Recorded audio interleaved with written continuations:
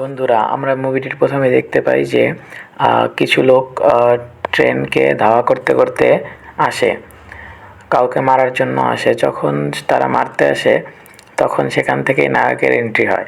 নায়ক মূলত একজন IPS officer. আমরা নায়কের সাথে একটু পরেই পরিচিত হব।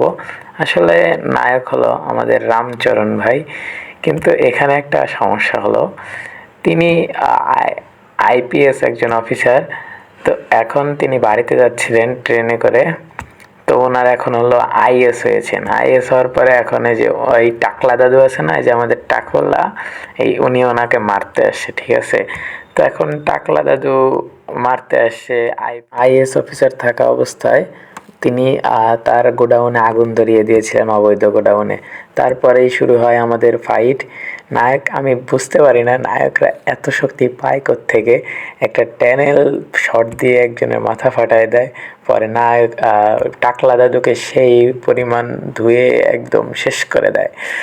তারপরে আমরা দেখতে পাই চরিত্রে চলে আসে আমাদের এই টাকলা দাদুর বড় ভাই, যিনি ওনাকে মারতে পাঠাইছিল। উনি হলো সেই টাকলার বড় ভাই। ইনি এখন হেলিকপ্টার নিয়ে চলে আসে টাকলুদের বাঁচাতে। টাকলুদের নায়ক মেয়েরে ট্রেনের রাস্তার সাথে বেঁধে রেখেছিল। তখন টাকলার ভাইকে নায়ক বলে যে আমার ট্রেন মিস হয়ে গেছে, এখন তোর হেলিকপ্টার আমাকে। আমরা দেখতে পাই হেলিকপ্টারের পাইলট লুঙ্গি পরে থাকে। তারপর নায়ক চলে যায় তাদের গ্রামে। গ্রামে যেতেই একটা চাংখা ড্যান্স শুরু হয়ে যায় এই মুভিতে। এই মুভি মূলত একজন আইএস অফিসার নিয়ে, আইপিএস থেকে আইএস। তারপরে আমাদের দেখতে পাই আমরা নায়কের মা বাবাদের সাথে দেখা হয়। তো সেখানে যাইতেই নায়ককে বিয়ে নিয়ে কথা বলে। তো নায়ক সেখান থেকে রাগ করে চলে যায়। তারপরে আমরা দেখতে পাই মূল জোকারকে, যিনি কিনা একজন মানে তেরে, মানে সবসময় তেরেভাবে চলে, কখনোই সে সোজা হয়ে চলতে পারে না। এর জন্য তাকে গণধোলাই খাইতে হয়। তো সেই গণধোলাই খাওয়ার পরে তাকে আমরা দেখি যে মূলত রামচরণ যে আইএস হয়েছে, তার পিএস হয়েও। তো আমরা তখন তাকে দেখতে পাই যে পিএস হয়ে সে করতেছে, কাজ করতেছে। তখন রামচরণ তার মজা নেয়। মজা নেওয়ার পরে তারপরে আমরা চলে যাই, আমরা দেখতে পারি যে মূল ভিলেনকে আমরা দেখতে পাই এই মুভিটিতে। উনি হলো মূল ভিলেন। ওনার সাথেই হলো মূল হয়, মারামারি ফাইট সবকিছু ওনার সাথেই হয়। ওনার বাবা হলো বর্তমান মুখ্যমন্ত্রী। তখন রামচরণ আইএস হওয়ার পরে প্রথম একটা অ্যাকশনে যায়, সেটা হলো যে মোটা টাকলু দাদুর কাছে। উনি হলো মানুষের রিলিফের চাউল আছে, সেই চাউলগুলো উনি টাকা দিয়ে কিনে নিয়ে, অল্প টাকা দিয়ে কিনে নিয়ে এসে অনেক বেশি টাকায় বিক্রি করে।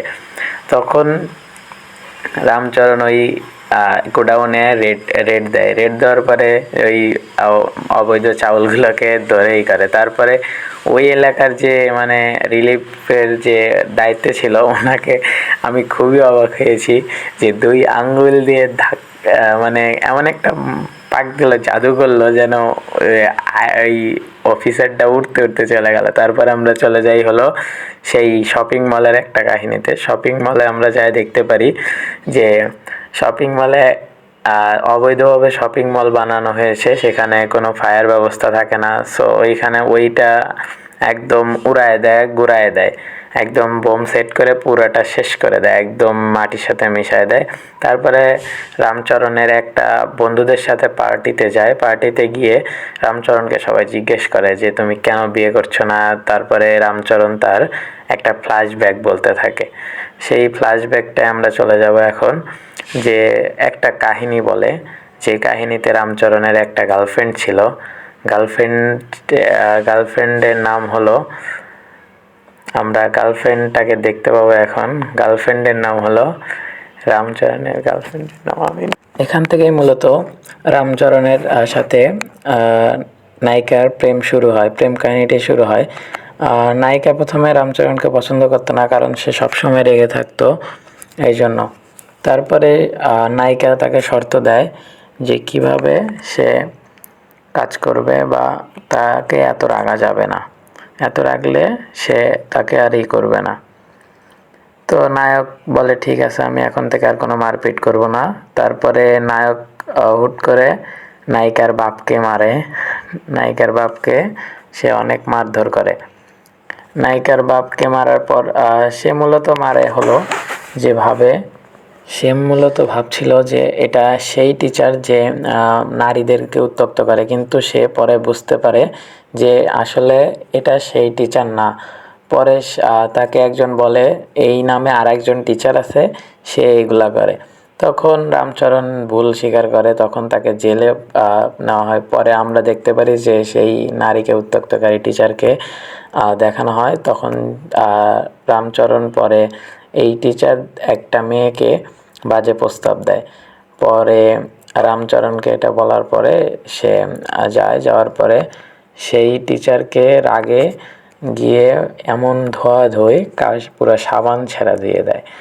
ধোয়ার পরে তখন তো ওই টিচারকে দেখার মতো না, পরে নায়িকাও আবার চলে আসে। নায়িকার সাথে বারবারই মারা ফাইটের সময় দেখা হয়। পরে নায়িকা ভুল বুঝে, তারপরে ওই নায়িকার সাথে সেই চুক্তি করে যে আমি আর কখনো রাগ দেখাবো না বা মারামারি করব না। তখন এক জোকারের সাথে দেখা হয়, সেই জোকারটা নায়িকাকে উত্ত্যক্ত করে। বাট তারপরে একটা পুলিশ অফিসার নায়ককে আটকায়।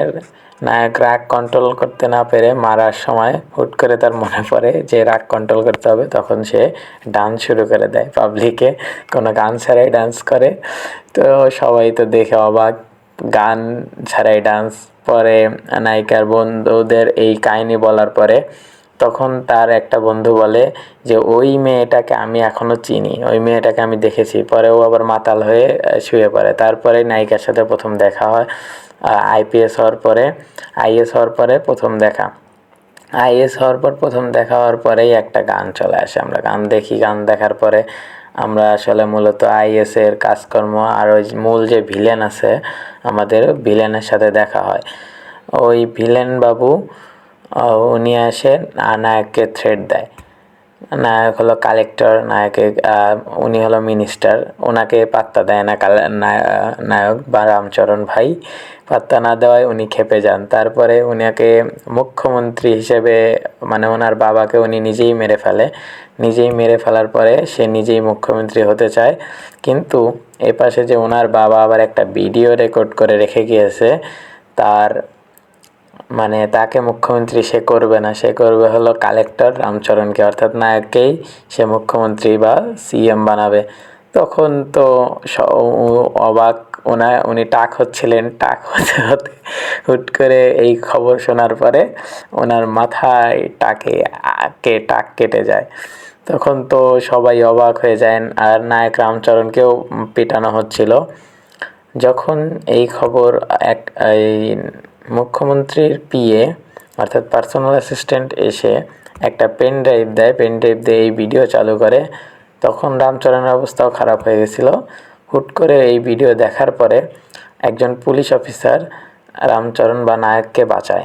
নায়ককে বাঁচানোর পরে সে এই ভিডিওটা প্লে করে, সবাই দেখার পরে অবাক হয়ে যায়।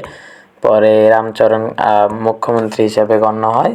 তখন ওই মুখ্যমন্ত্রীর পিএ যে ছিলেন ওনাকে রামচরণ বলে যে এই মুখ্যমন্ত্রীকে আমি চিতায় আগুন দিয়েছি, এটা উনি আমার বাবাকে মেরেছিল। অর্থাৎ আগে ওনার বাবাকে, রামচরণের বাবাকে, তো ওই মুখ্যমন্ত্রীর থেকেই পরে মুখ্যমন্ত্রীর পদ রামচরণ নেয় না, তখন ওই মুখ্যমন্ত্রীর পদটাকে ওই মুখ্যমন্ত্রীর ছেলেকে দেয়। তারপরে সে খুবই দ্রুত 1 ঘন্টার মধ্যে সে হয়ে যায় হলো নির্বাচন অফিসার বা কমিশনার, তার আন্ডারেই নির্বাচন হবে।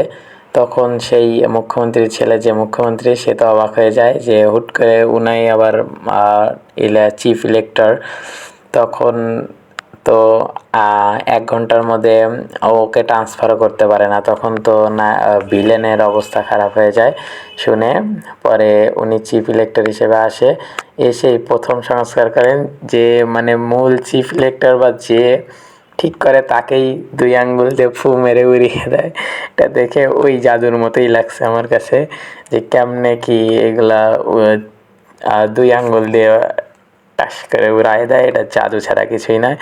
তো ছোট ভাইয়ের বাসর ঘর সাজাইতে আইসা রামচরণ আর নায়িকা 2 জন ইমোশনাল রোমান্টিক হয়ে যায়। তো রোমান্স করতে নিয়ে তাদের মনে পড়ে যে এটা আমাদের বাসর না, এটা আমার ছোট ভাইয়ের বাসর। তখন তারা ওখান থেকে বের হয়ে আসে। তো আজকে মূলত ওনার ছোট ভাইয়ের বিয়ে। এটা মনে হচ্ছে যে এটা রামচরণের বাসর ঘর, কিন্তু আসলে দুঃখের বিষয় এটা তার বাসর ঘর না, এটা হলো তার ছোট ভাইয়ের বিয়ে। তো ছোট ভাইয়ের বিয়ের পরেই এই ইসের থেকে একটা গানে চলে যাই আমরা, যেই গানটা ছিল দুর্দান্ত, নায়িকাও অনেক ভালো ডান্স দেয়। তারপরে এখানে অনেক কাহিনী হয়। মূল কথা, রামচরণের সাথে যে ওই ভিলেনের যে ইটা ছিল, তো ওই নির্বাচন চলে আসে। নির্বাচন আসার পরে ওই নির্বাচন সুষ্ঠুভাবে হয়। তো নায়ককে ভিলেন অনেক দেয়, হুমকি দেয়। তো হুমকি টুমকি দেওয়ার পরে তখন নায়কও ভালোভাবে করে লাস্টে নির্বাচনটা সুষ্ঠুভাবে নেয়।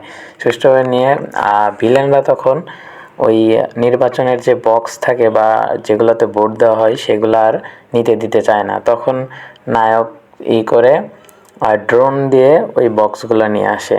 বক্সগুলো নিয়ে আসার পরে লাস্টে যেখানে গণনা করা হবে সেখানে ভিলেনরা অ্যাটাক করে। তখন নায়ক বুদ্ধি খাটিয়ে বুলডোজার দিয়ে সবার উপর বুলডোজার দিয়ে সবাইকে মারে। তারপরে লাস্টে যায় নায়ক ভিলেনকে একদম